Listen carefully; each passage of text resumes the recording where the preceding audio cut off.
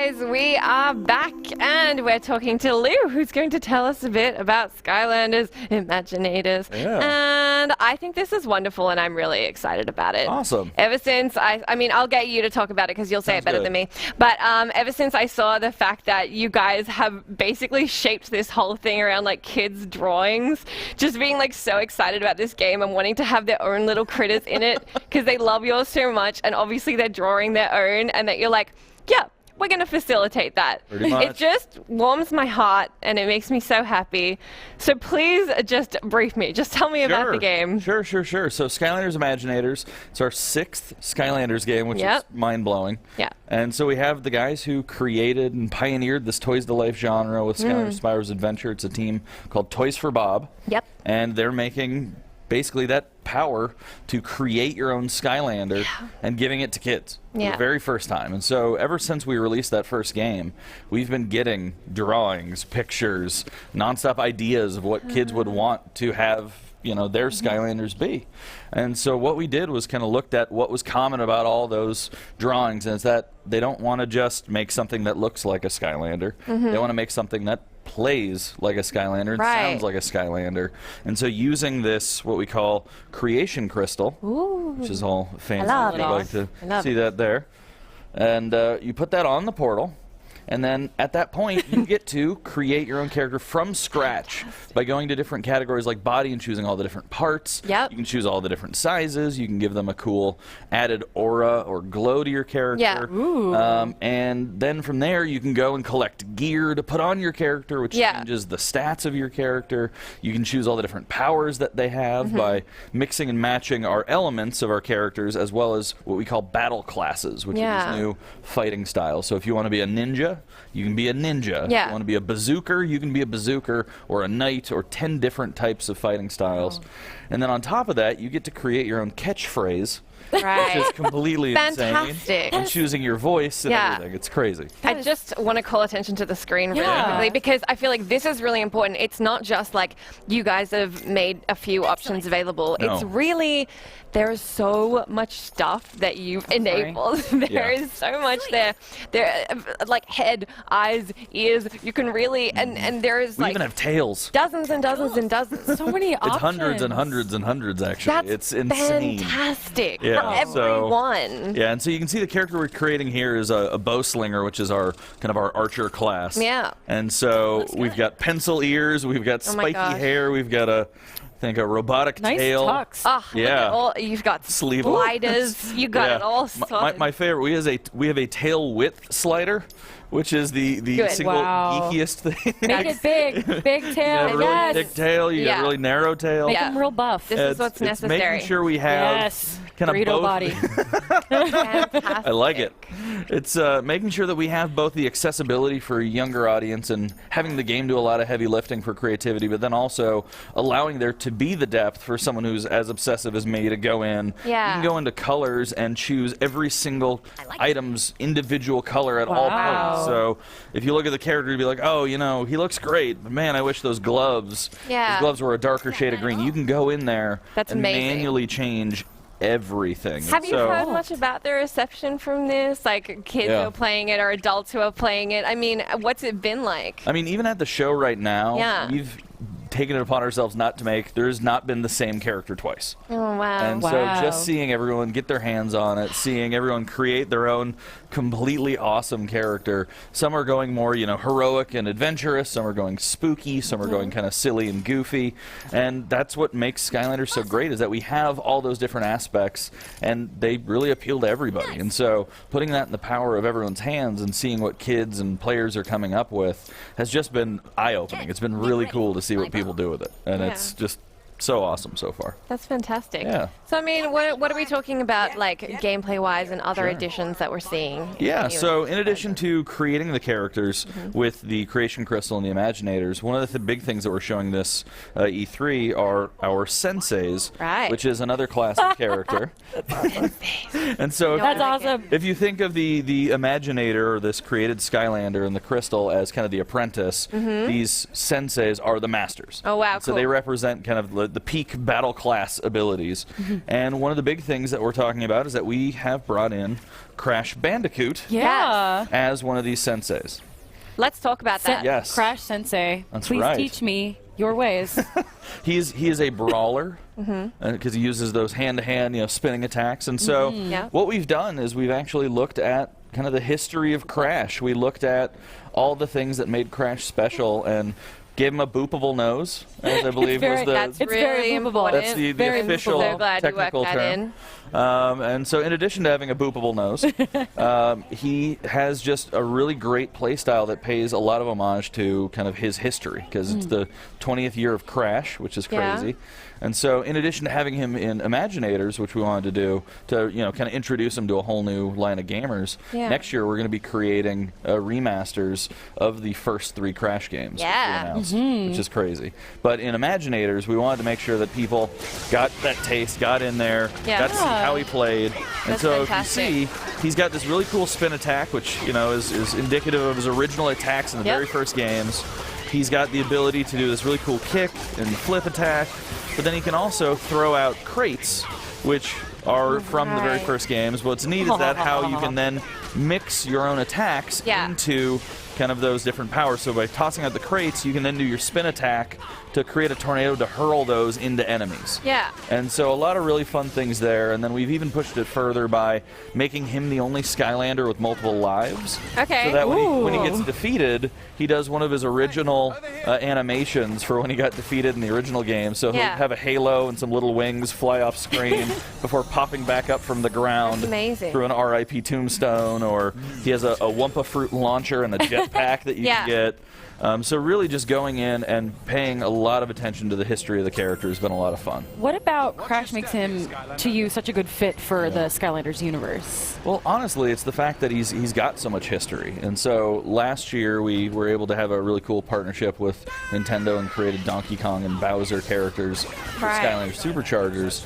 And this year, going into Crash, I mean, our team is really, really well versed in the history of video games. We're gamers, we love games, and so being able to look at what made him so special and layering that into his upgrade chains and allowing him to play in this world has just been phenomenal for us. Awesome. And really cool. I can also imagine it must be pretty exciting, given you do have this huge audience of quite young people.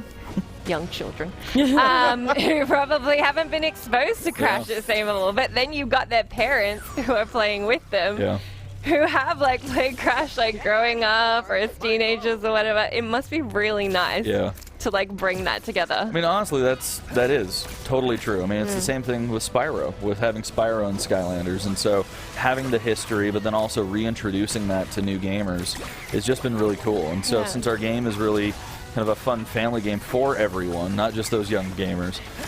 It's been great to see kind of couch co-op evolve, and we can have it where you can play as an Imaginator, a created character, with Crash Bandicoot, and so you can have, the original marsupial there in the game, as well as a brand new created character playing together. And so it's a really fun way to see kind of the history all in one package. It's really neat.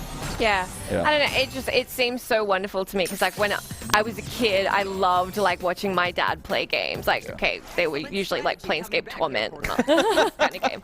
But it's I got so much out of having that spectator experience, and to have not only just this game, but this genre that is really enabling family play and getting kids into games at a young age. It just must be such a fantastic thing. It is. I mean, be on the ground floor of. It's nuts. I mean, I've been on the franchise since Giants, and so it's been a long time, and it's been great just to see how more players come in and players grow up with it, or adults find it and kind of have fun with their kids, and it's just been a really great experience just to see that. And so I mean, for this year, it's kind of really a big culmination of what we've done in the past years. And so giving kids and parents and anyone who wants to play that power to create has just been completely mind-boggling. So putting that in the hands of the players and getting to see how that changes this whole conversation of what kind of a Toys to Life game can be is something that we are completely excited about.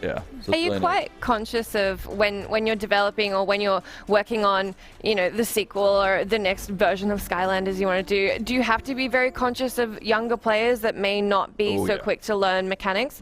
Is that quite difficult in the development process? It is. I mean, one of the things that we do is really focus on this game as being someone's first game, as well as being enjoyable for someone who's well-versed in games. And so it's hard to imagine, but kind of like that jump from, say, like 6 to 12. Yeah. You know, it's a small period of time, but the amount of, you know, depth of learning that happens for gamers at that point is crazy. And so, yeah, we do spend a lot of time making sure that we're very communicative, we're very, you know, teaching things. We're not also taking for granted things that I may know as a gamer. And so that's one of the things that we make sure to do is go through and make sure that it is a fun and great experience for everyone, but then has that depth. And so that's kind of our design mentality for everything. And so I was mentioning that with this, where the creation, you can go in and we've got features to allow the game to do a lot of that creation for you. You can randomize it. And so someone who's really young can go in, get it immediately, and play, and then someone who really wants to spend that time for the depth of the experience,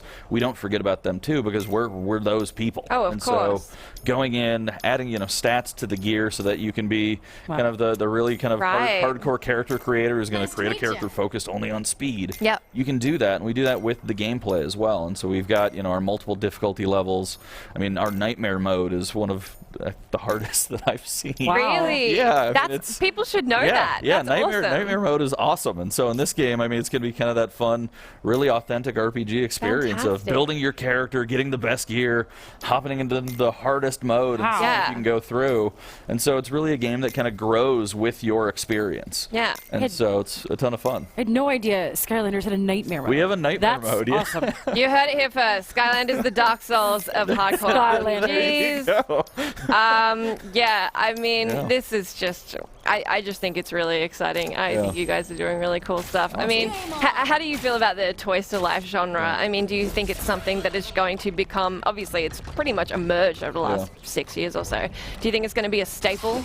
I mean, I hope so, obviously. Yeah. But because you're working. I mean, as you know.